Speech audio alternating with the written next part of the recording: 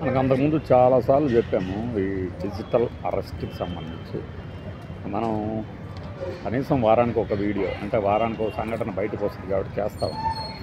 అయితే ఈరోజు నాగార్జున గారు చెప్పారనమాట, మా ఇంట్లో కూడా ఒక డిజిటల్ అరెస్ట్ పేరిట 2 రోజులు కదలకుండా చేశారు, కానీ పోలీసులకు సమాచారం అందించే లోపు ఏదో జరిగిపోయింది అని.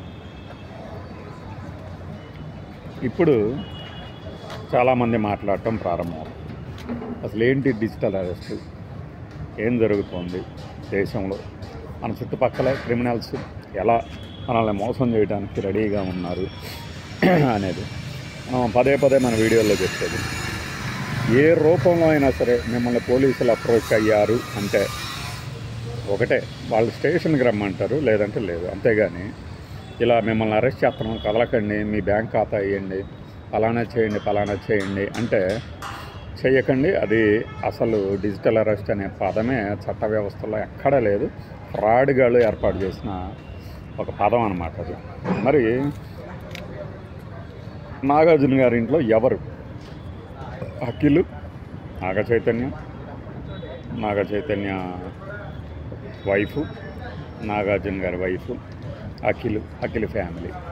వీళ్ళు కాకుండా ఇంకెవరున్నారు ఆయన ఫ్యామిలీ అని చెప్తున్నది? ఎవరు అరెస్ట్ బారిన పడ్డారు, ఎంత డిమాండ్ చేశారు? నాగార్జున గారు ఈ విషయాన్ని ఎప్పుడు తెలుసుకున్నారు? 2 రోజుల పాటు కదలకుండా చేశారంటే, నేను ఎప్పుడు చెప్తుంటా కదా, కులం, మతం, ప్రాంతం, రంగు, వయస్సు ఇవేవి, లింగ వివక్ష ఇవేవీ లేకుండా ఈ దొంగల కొడుకులకి ఒకటే పని, దోచుకోవడమే. ఎజెండా ఒకటే, అవతలవాడి సొమ్మును కాజేయటమే. వాడి కన్ను పడిందంటే మన మీద సొమ్ము కాజేయటమే ఎజెండాగా పెట్టుకొని రకరకాల పద్ధతుల్లో మనల్ని మోసం చేయాలని చూస్తారు.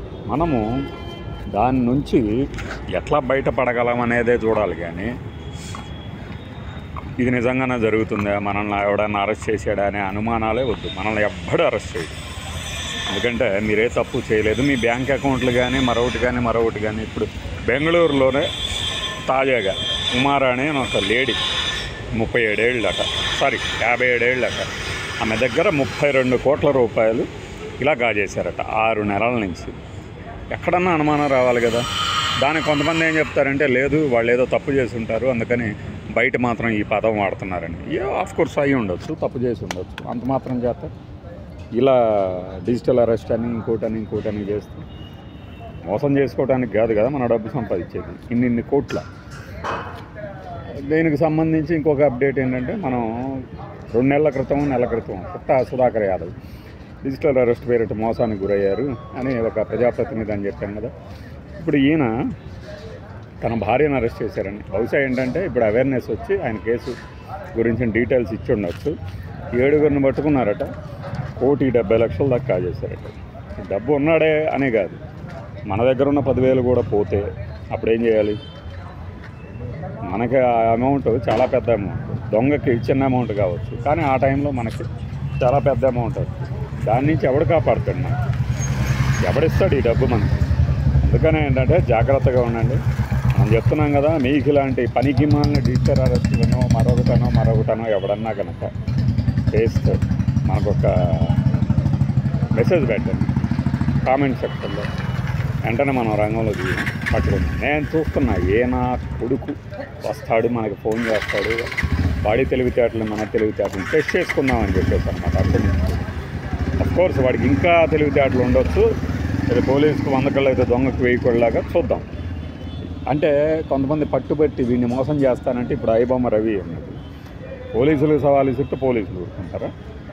అంత చేతగాని వాళ్ళ పోలీసులే కనుక మనసు పెడితే ఎవరినైనా సరే బొక్కలు వేస్తారు. ఎందుకంటే మామూలు మనుషులు మనకే ఇన్ని తెలివితేటలు ఉంటే, పద్ధతిగా ఇన్వెస్టిగేషన్ పద్ధతులు తెలిసిన వాళ్ళకి ఇంకెంత తెలిసి ఉండాలి. అలా నాగార్జున గారు, ఈ ఎమ్మెల్యే, ఇంకొక ఎంపీ, ఇలాంటి వాళ్ళందరూ కూడా బయటకు వచ్చి చెప్తున్నప్పుడు దీని తీవ్రత అర్థమవుద్ది, లేదంటే మన పంట సోషగానే మిగిలిపోద్ది. ఇంతకీ నాగార్జున గారి ఫ్యామిలీలో ఎవరు ఆ డిజిటల్ అరెస్ట్ అయింది?